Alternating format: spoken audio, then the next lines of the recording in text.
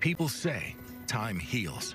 I need to be able to come home from work and look at my house and feel like it's home. 365 days have passed since catastrophic floods transformed peaceful rivers into raging death traps. I've seen a lot of floods in my life, but this seemed different. We're heading back into those beloved hills to talk with survivors about their last 12 months. It just tears your heart out. I mean, that's my best friend. When they watched entire homes, parts of communities, and their livelihoods tragically wash away. We lost all of our soybeans on this farm, about 60 acres. Where are they now? How can people still help? Their faith and determination are strong. After the flood, well, flowers came up everywhere. They did. But the beauty is that the people have come together. See for yourself in Tragedy in the Mountains, Hope and Healing. Good evening and welcome. For the next hour, we'll sit down with people from all across eastern Kentucky. We'll hear their cries, their concerns, and their gratitude 1 year after floods took so much of what they loved. Our stories will capture the devastation and frustration, but also the unbelievable amount of hope and healing that's happened in the last 12 months. Once again, we're working with our partners at the Christian Appalachian Project, which continues to help rebuild in eastern Kentucky. Scan the QR code on your screen to help CAP's work. The people who lived through the flooding are the definition of resilient, tough, proud people who never give up. We begin in Letcher County, where that determination is well documented in photographs and song.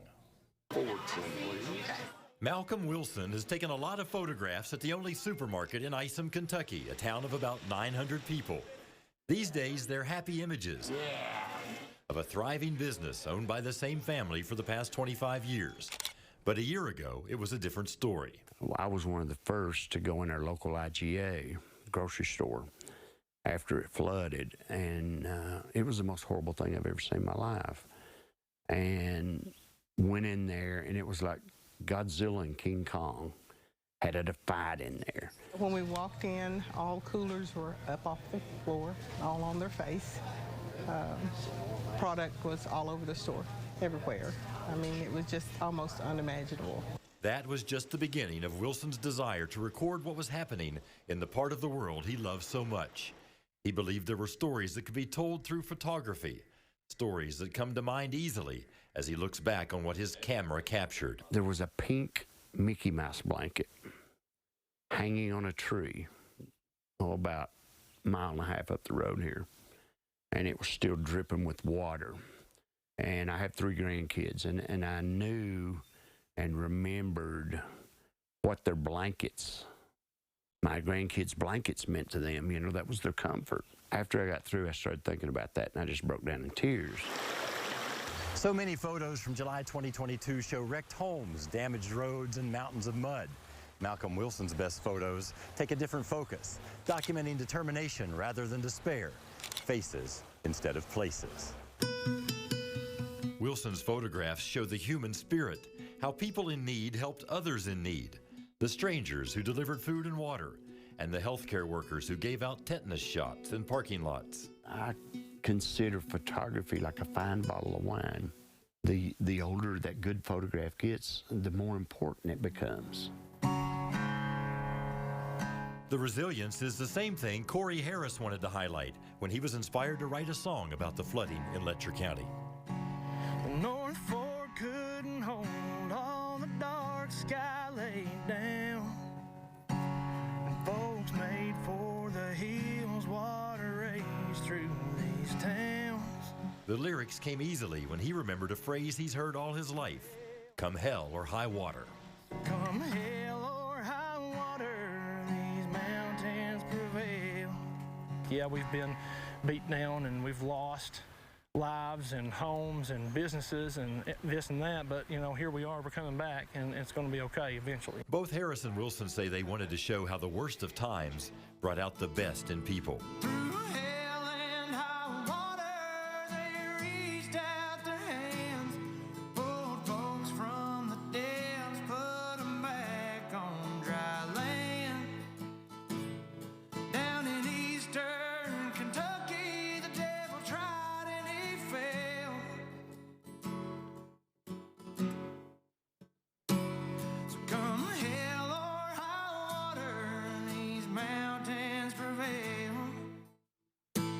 I saw so much strength and so much pride.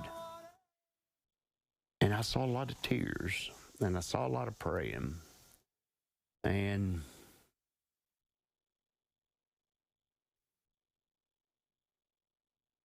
it's hard to look at, and it's hard to live with, but it's life. You know, I never really realized that people would be so helpful and so genuine and so giving. That's very touching. It still makes me cry to think about it because I know they really care. The story of the 2022 flood is a story of starting over, one that can be told decades from now because of those who preserved history through sight and sound. I did this work because I knew I had to, and I knew I wanted to, and I knew I needed to. The banks couldn't hold the North Fork in its spill, but it can't wash away all the strength in these hills.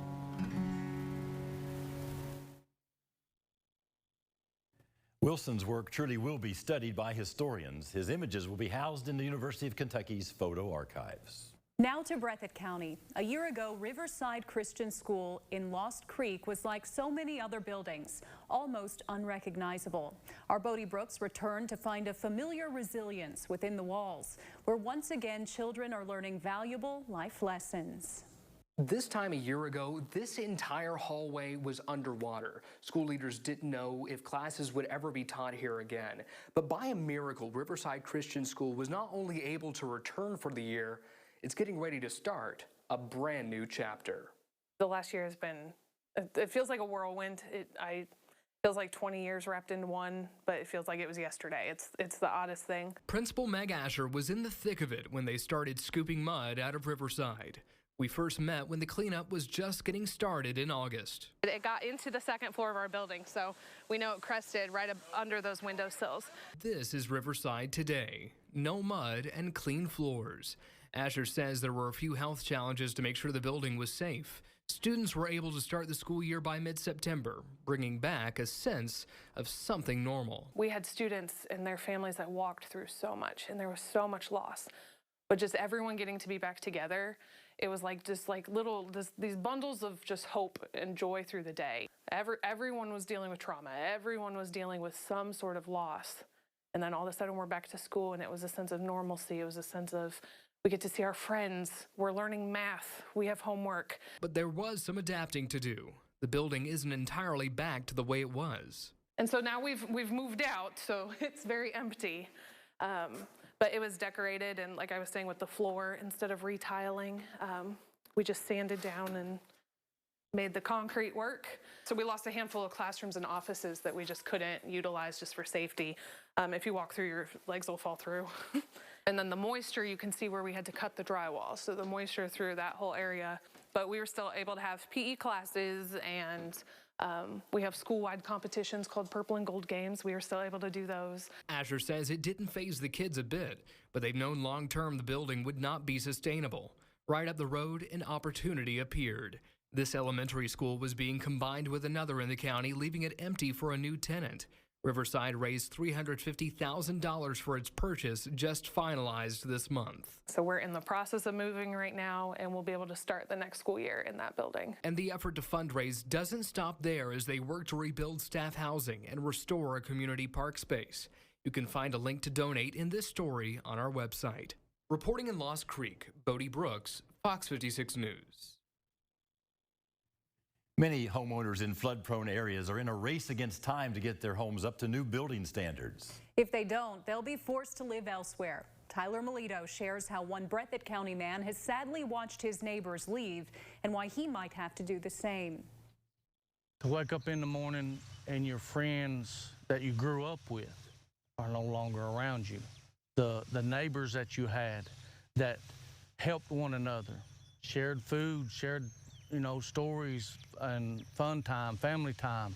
All that history is now gone. Robert Anderson and his wife own one of 2 homes left in this small area near downtown Jackson. For Anderson, time is running out. Since it's in a flood zone now, we have to raise it up at least 10 block high. The deadline is September, but with all he and his neighbors have gone through, the odds are stacked against them. We just don't have the money, and the bank won't loan because we don't have no equity in our home because of our home being the way our home is. We don't know where this is going to end. Which is disheartening. Makes you throw up your hands and say, where is the help?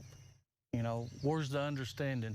You know, that compassion that was there last year, where's it at now? Anderson says maybe the hardest part about this race against the clock isn't the possibility of losing his home. It's watching his wife suffer through it all. It just tears your heart out. I mean, that's my best friend. You know, that's the one I'm going to spend the rest of my life with. And we've made a promise to death do we part, you know, sickness and in health, rich or poor. But to see her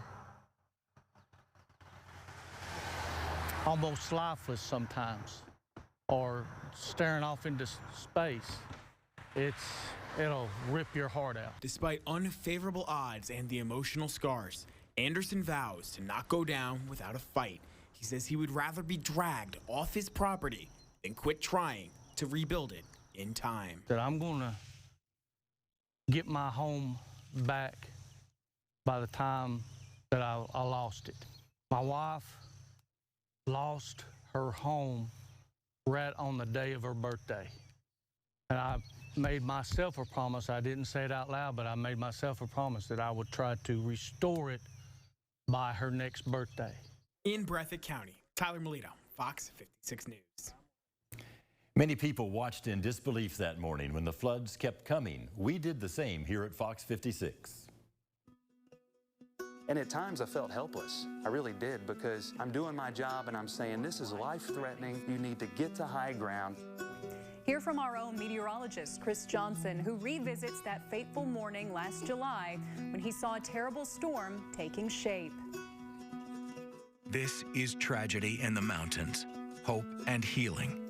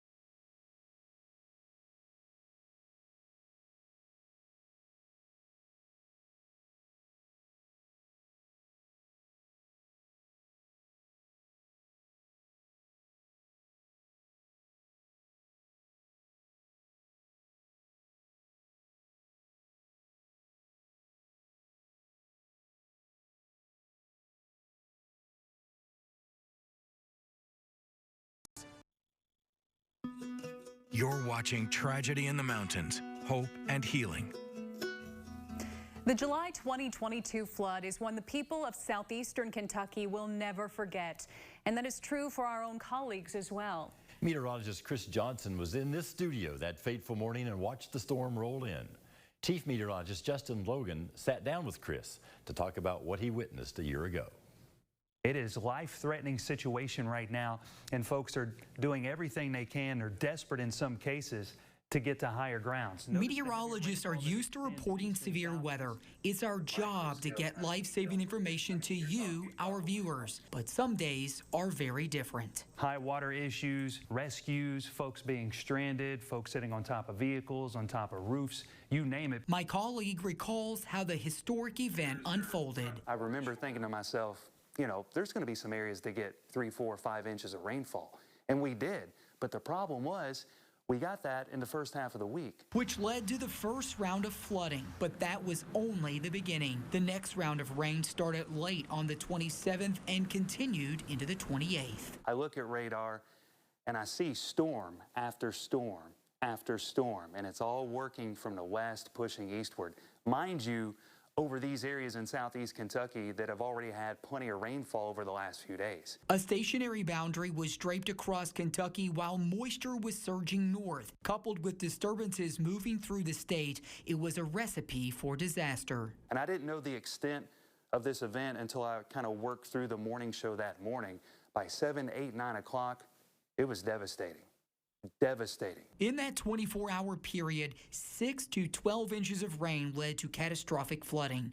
For the week, portions of southeastern Kentucky ended up with over a foot of rain. And at times I felt helpless. I really did, because I'm doing my job and I'm saying this is life-threatening. You need to get to high ground. We need to do this. We need to do that. And I still felt like it wasn't enough. Raging floodwaters left people trapped in their homes, leading to more than 600 helicopter rescues and countless others rescued by boat. Let's just say that was a tough day for me, tough day for folks in southeast Kentucky, and that stuck with me for a while, still does to this day. And thousands of others feel the same. Justin Logan, Fox 56 News. Coming up, the helpers. They showed up by the thousands. We will hear about their efforts during the past 12 months and what's still happening. Download the Fox 56 Weather Authority app today.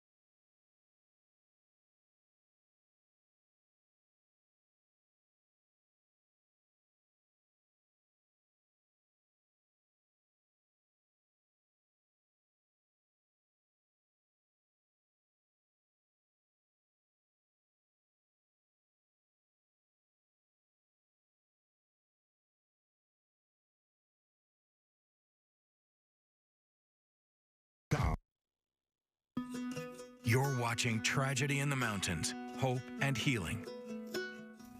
Welcome back.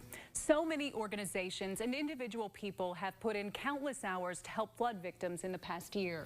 Our community partner, Christian Appalachian Project, rushed to help almost immediately, and volunteers are still working in those flood-ravaged communities. Robin Renner, Director of Disaster Relief for CAP, is with us now. Robin, we thank you for coming in. Oh, you're welcome. CAP has done Good so much in the last year, and I know when you first went there, it was probably hard to know how even to start. What did you find was the biggest need that you've had to address over the last 12 months? Oh my goodness, so the biggest need was just reaching out to the people and just seeing where they were at. They were so distressed. But the main thing was just, we started out with muck and gut, which is basically cleaning the homes out, you know, getting the debris, the furniture and stuff out before it molds. And so that's what we done for 2 months, a month and a half. We just cleaned their homes out, and then we had to let them dry out. Now give us a better idea of what's still left to do. I know you've accomplished so much in this last year, but we know it takes a long time for these people to rebuild. Yeah, so we have spent, so the first 2 months we spent cleanup, and then from September until now we've been doing recovery. So we have been doing repairs to the homes that got flooded. Gosh, we still need material, you know, building material, which is so expensive right now. And we've been doing repairs, labor. Oh my goodness, we have volunteer groups that we normally have throughout the year, but we diverted them to recovery, and so they've been helping with that, and our employees lead those. And so we just continue. We have 96 homes that we have repaired. We predict about the end of summer we will have 100 homes that we have done repairs to. That's fantastic. Yeah, well, so many people seeing this today will want to help, again, hopefully. How do they help now? They can get on our website, which is christianapp.org. They can give financially. Building materials are so expensive right now. They can volunteer their time. One of the greatest needs we need right now is skilled labor.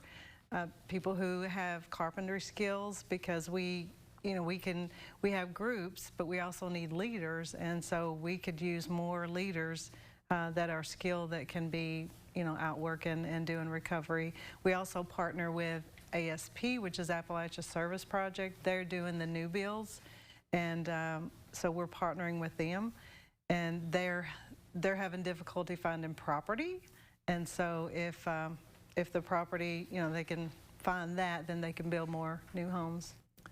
Robin Renner, thank you for the work you do and for coming in. You're welcome. We really appreciate it. Thank Well, you. stay with us. Coming up, what happens when the land you depend on for food is gone? We'll talk with some of those trying to nurse back damaged land and hear their stories of perseverance next.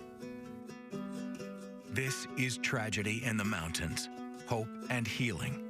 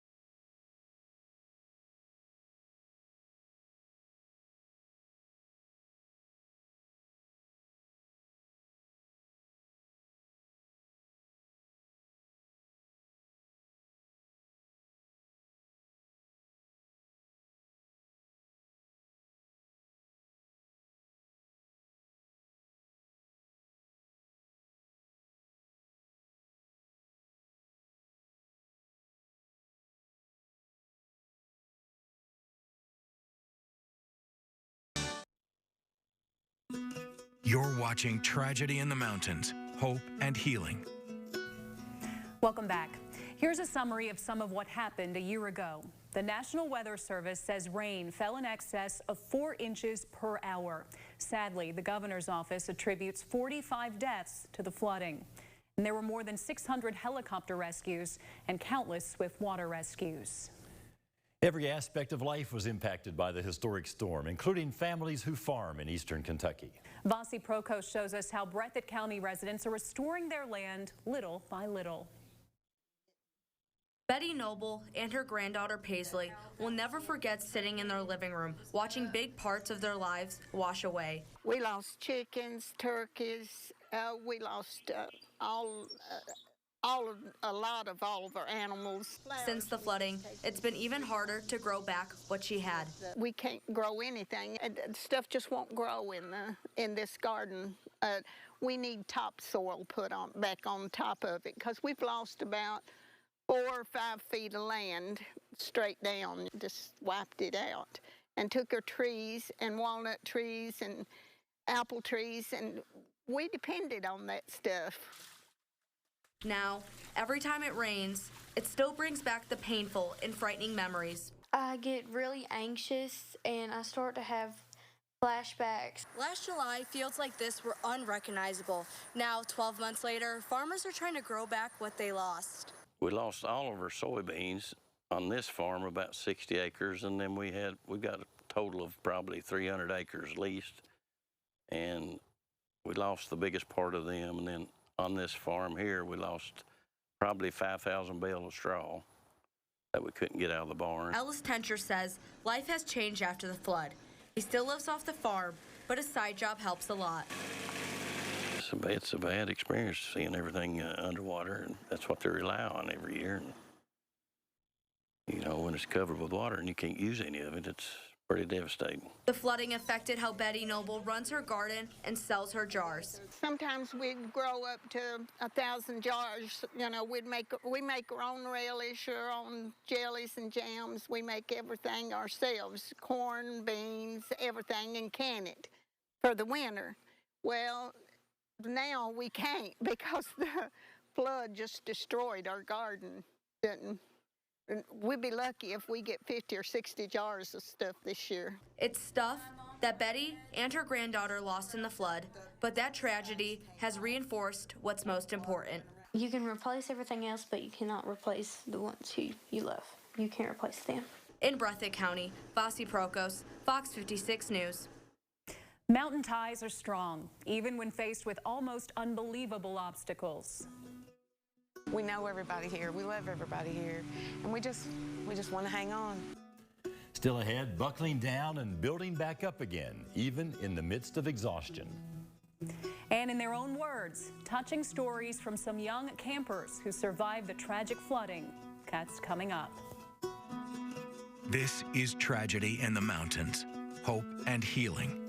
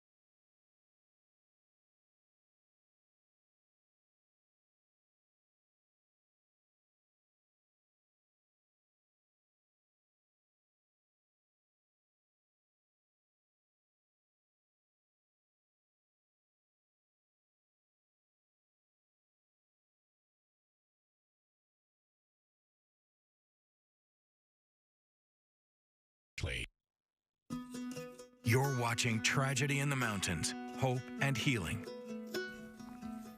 It's easy to focus on what was lost in the floods, but in the small town of Feisty, people are finding hope in the most unlikely of places. On the bank of Troublesome Creek sits an old service station transformed into a church.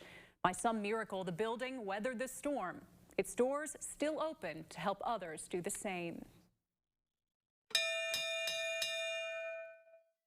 A bell, once silenced by Mother Nature, is ringing once again at the Feisty Corner Church, thanks in large part to this man, Arthur Holland. That church was totally all the water all the way up to the ceiling, but now I've got it put back, used old sawmill lumber, put on the sides and the walls. Walls filled with the names of people who, despite losing all they had, answered his call for help, many of them rebuilding the church while rebuilding their homes. They're just good people, and they don't, most of them don't talk much or won't say much. But me, I got a big mouth and a loud mouth, and I talk, and so I guess that's why I'm the preacher, you know. The last year has included a lot of listening for Pastor Holland as well, to neighbors still struggling with the ripple effects of the flood. Everything in life has changed. It was traumatic. About a mile up the road, we met Holly Eastman, still living on the property where her home washed away a year ago today. There was 5 of us in this home. And I remember taking my last breath. But because I couldn't swim, I just put my arms up and gave up. The home was swept off its foundation, crashing into a bridge, sending all 5 of them careening off in different directions. What happened is my house went in 2. My husband, my son, and my daughter must have went one way, and some of us went the other way. My daughter was in a power pole completely across the bridge. I was in a tree directly across the road. It scares me every time I look at that tree. Holly still isn't sure how long it took for help to arrive, but eventually it did, dropping down from the sky, lifting them into the light. 5 members of my family went in the water, and all of us come out alive. Wounded, but alive. Despite losing so much, Holly did manage to find something in those flood waters, her faith. There's no other explanation. God has left us here for a reason. We just have to figure out why.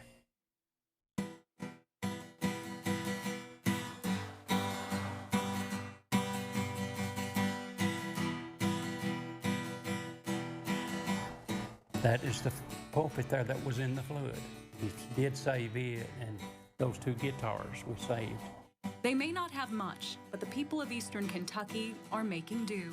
We've got 3 pews and about 100 chairs, and that's really all that makes church. A place for people to sit and to listen.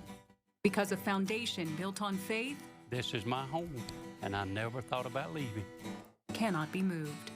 Now this flood is just one more thing, and we're going to overcome. An anniversary service is being held at the church tonight to honor the lives lost last year. Pastor Holland hopes to end the service with baptisms in Troublesome Creek, using the same water that took the lives of so many to help others be reborn. Nearly 100 homeowners in Eastern Kentucky are getting back on their feet thanks to Christian Appalachian Project. Through donor support, dedicated volunteers, and teamwork with other humanitarian service providers, CAP has touched the lives of people in need for nearly 60 years. Count the Cottle family in Wayland, Kentucky among them. Paul Jones shares their story. As heavy rain began to fall in Floyd County on that fateful night, Pam Cottle had a bad feeling. I've seen a lot of floods in my life, but this seemed different. The rain was heavy and it wasn't stopping. Her son Michael, with that same sinking suspicion as he got called out for a mudslide with trees blocking the road. I looked at the guy with me and I said, we're not taking any more roads. You're going back to work and I'm coming back home. Michael rushing back to check on his wife, 2 sons and daughter in his house, plus his mother and brother in the one directly across the street.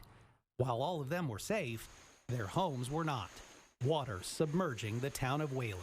It came up to the bottom of that window, so that's more than 4 foot inside my house. Unfortunately, a similar soaking at Michael's house. leading to a long and arduous recovery process that continues today, but not without major assistance from Christian Appalachian Project. Our home repair mission is safe, warm, and dry, and that's what these families need. They need that the most. Jamie Conley says Michael's home is the 80th CAP has worked on. James Akers is the crew leader. We have year-long volunteers. We have groups that come in. Their skill level helps us get the jobs done.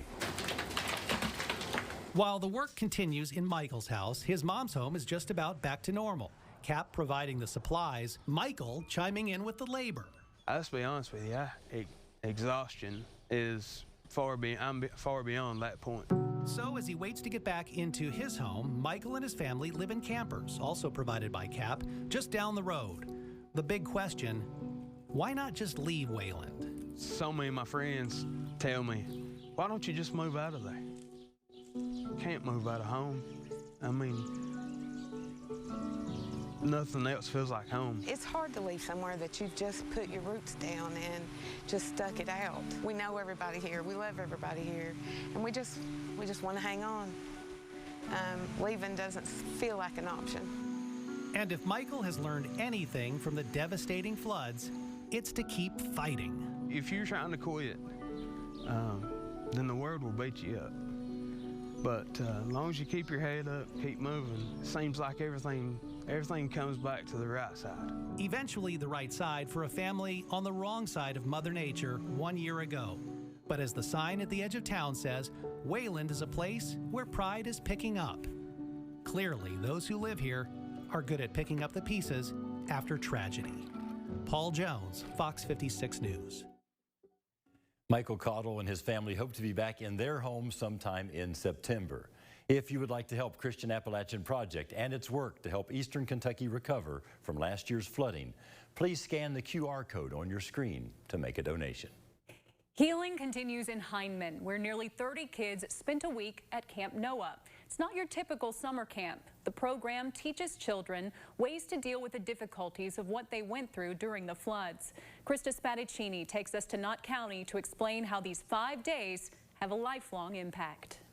I was most scared about my brothers because I didn't want them to get in the water. 10-year-old Landon, like many other kids in Eastern Kentucky, has suffered more hardships than someone his age should have to experience. Heavy rainfall tore towns apart. Flash floods forced families to higher ground. When it happened, I didn't know how to swim. Many watched their homes wash away. Those are memories of July 27th Landon sketches. What did you draw here? Can you tell me? It's someone in our family on a house because she had to get on her house to survive.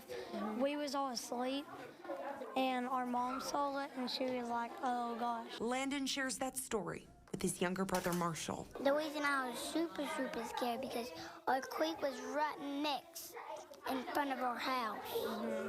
So at any point, it can get our house. That traumatic night is one the two boys and countless other children will never forget.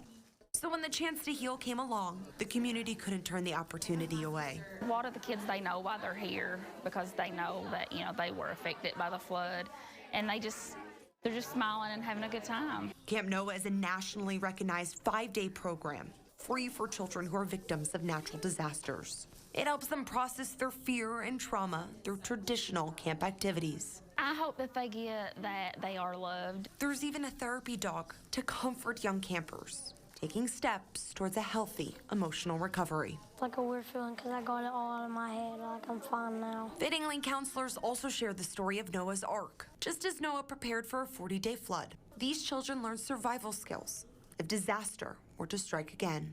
They each get a bag packed with a flashlight, whistle, and blanket. It's also helpful as the area rebuilds. We just don't want to be forgotten because it's not better, and it's not going to be better for a long time, and the kids deserve better. Krista Spadaccini, Fox 56 News. Storm chasing can be very exciting, but also very humbling. When we return, we'll hear from one chaser who found himself literally in the middle of last summer's storms and struggling to get home. This is Tragedy in the Mountains, Hope and Healing.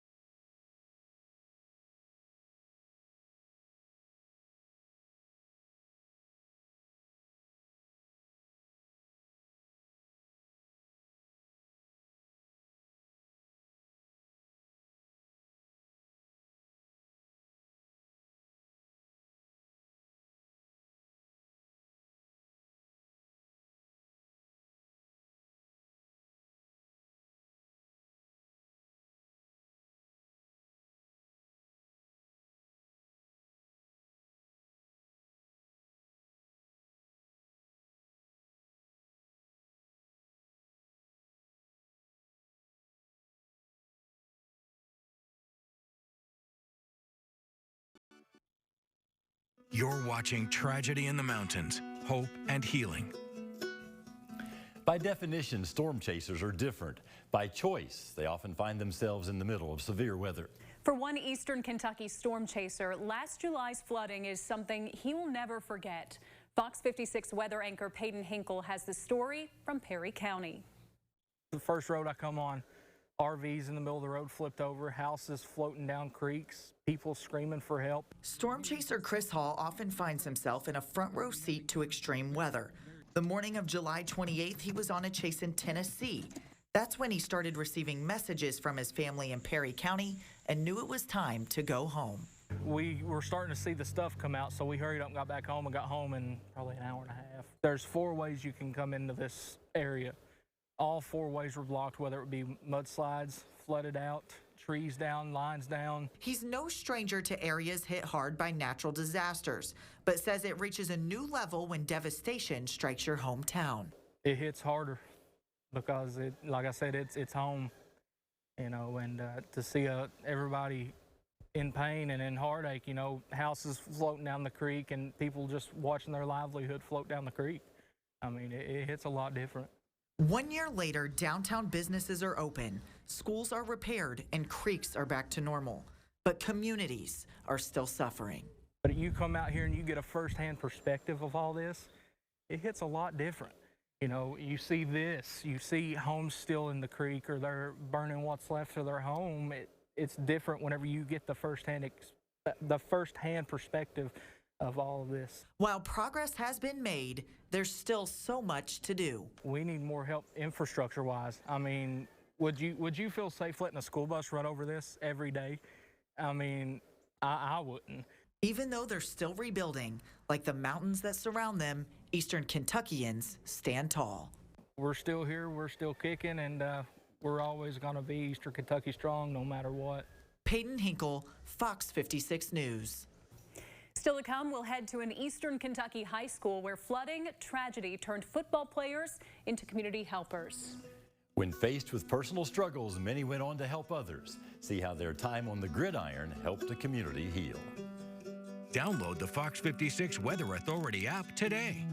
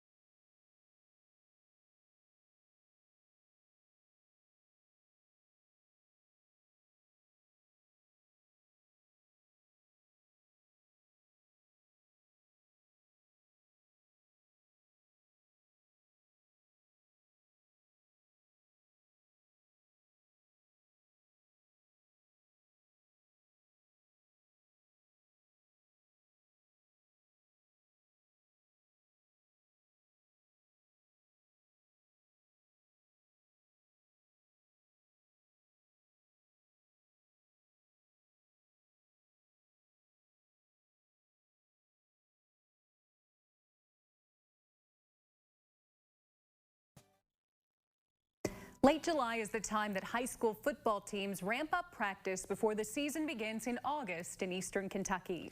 Many teams had to put practice on pause, including in Letcher County. Michael Epps caught up with the team to reflect 1 year later. It still feels like it was yesterday. And in some ways, it feels like it didn't even happen. Dawson Cornett might never forget his nightmare. We woke up at like 1 in the morning and then went outside. I saved my truck, and then we went to the garage and stood on the shelves till like the water could go down. Everything was washed away except the memories of it.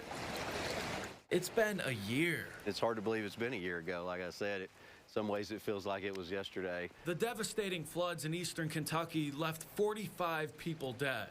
Letcher County saw its highest floodwaters since 1957. You wouldn't know it today, but 22 feet of water invaded this community overnight. Well, we really didn't say nothing. We was just really scared. They was crying. I was just life or death, I was just going. Dawson, his mom, and sister lost everything. Their house was destroyed. Just mud everywhere, stuff moved around. Everything we've ever had just gone. When it first happened, I didn't know that it was everyone. I just thought it was me. I was trying to text Coach and tell him I couldn't come to practice, but no one had service. It was like a dream. Like you didn't think the water could ever get that high. You didn't think there could ever be that much damage. It was unfathomable. The Letcher County Central football team put practice on pause. Playing a game took a back seat, but they practiced teamwork for weeks. We'd get up every day, go work 10, 12 hours on just elderly people's houses. I think we got about, we cleaned out 15. They all went and helped other people, you know, and they didn't, they just didn't sit on the front porch or whatever was left of the porch and you know, worry about themselves. They cared about others. The Cougars didn't get back to practice until a week before the season opener. They weren't sure if they were even going to play week 1, but they did. They got the win, and that night, it was a lot more than just a game. I just know we went out there and we dominated, and the community loved it. We got everyone's minds off the flood, and they really wasn't thinking about the flood for a few hours. Everything looks normal on the outside again, and a little tougher on the inside. We'll never be the same. It's always something that's changed us. It's an event that we'll never forget, and if you were here, you're always going to remember where you were on that day and all that kind of stuff. But there'll be a different version of Letcher County, and I think a good one. In Whitesburg, I'm Michael Epps, Fox 56 Sports. Still to come, a visit with a very special woman who, along with others, spent countless hours helping victims. The words helping everyone means just that. Reflections by those who've seen the good with the bad ahead. This is Tragedy in the Mountains, Hope and Healing.